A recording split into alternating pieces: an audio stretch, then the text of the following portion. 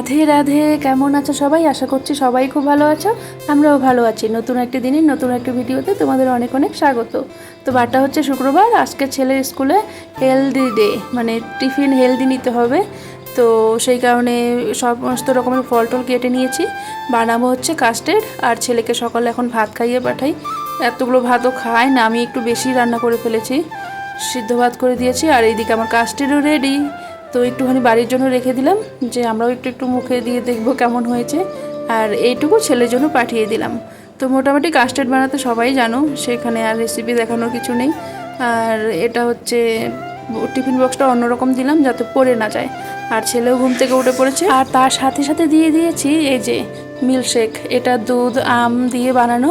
একটুখানি কাস্টার্ড পাউডারের যে সমস্ত গ্রেভিটা ছিল এটার সাবুদানার, সেটাও দিয়ে দিয়েছি। বেশ খেতে কিন্তু ভালো হয়েছে।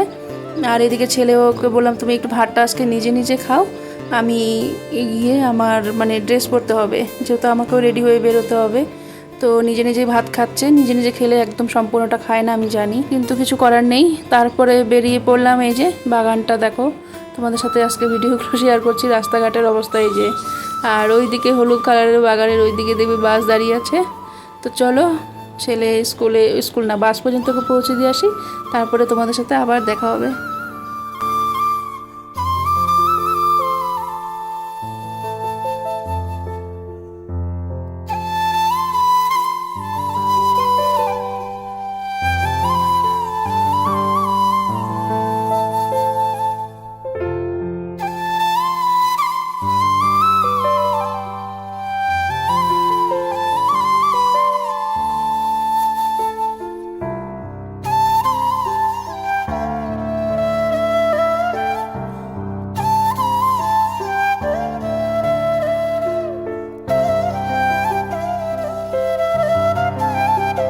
ছেলেকে ছেড়ে এসেই তারপরে খাওয়া দাওয়া করেছি, এমন তো না যে এসেই ভাত বসিয়ে দিয়েছি।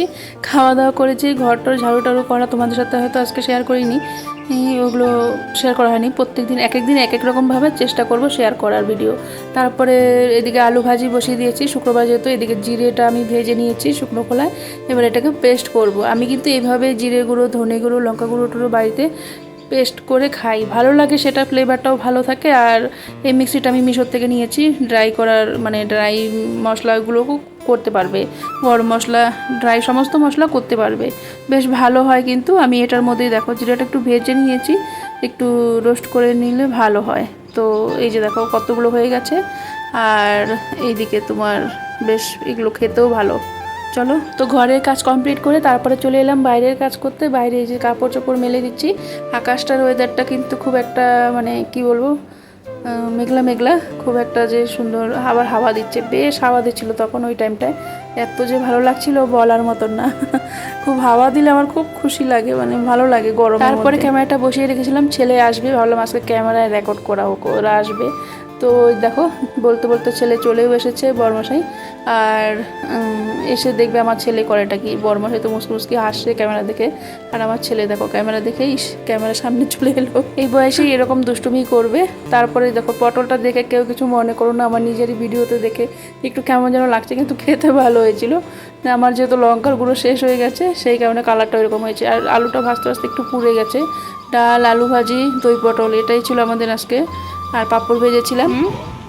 দেখো আমার নতুন জামা, আমারটা টাইট হয় তো তার জন্য মা আমাকে এটা পরাচ্ছে। কেমন হয়েছে বলো, কেমন লাগছে তোমার? ভালো।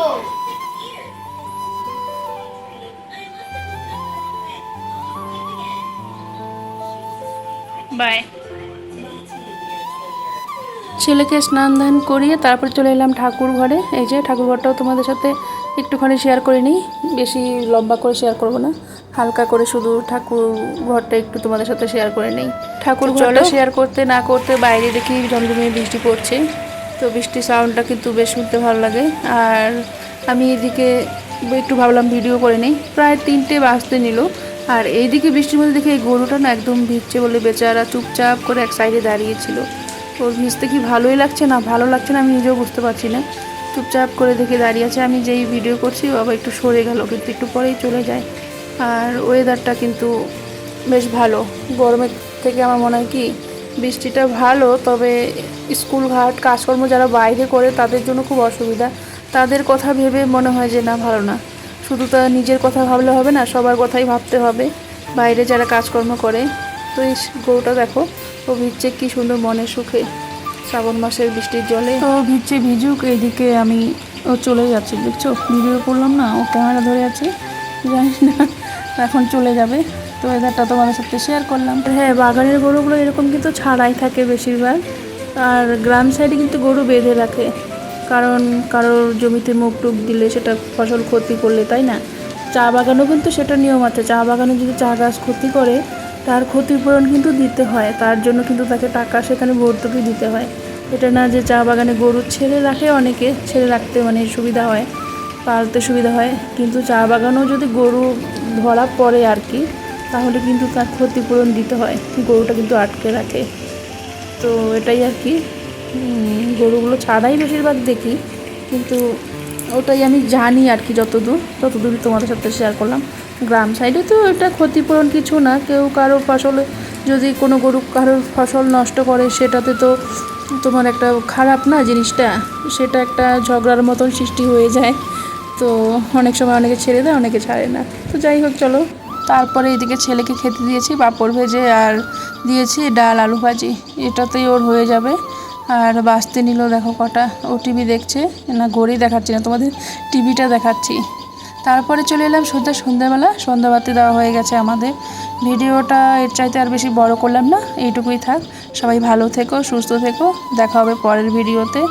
আর নতুন যদি কেউ আমার ভিডিওটা দেখে থাকো, অবশ্যই একটু সাবস্ক্রাইব করে পাশে থেকো, আর অবশ্যই কমেন্ট করো ভিডিওগুলো কেমন লাগছে না লাগছে। তো টাটা, সবাই ভালো থেকো, সাবধানে থেকো।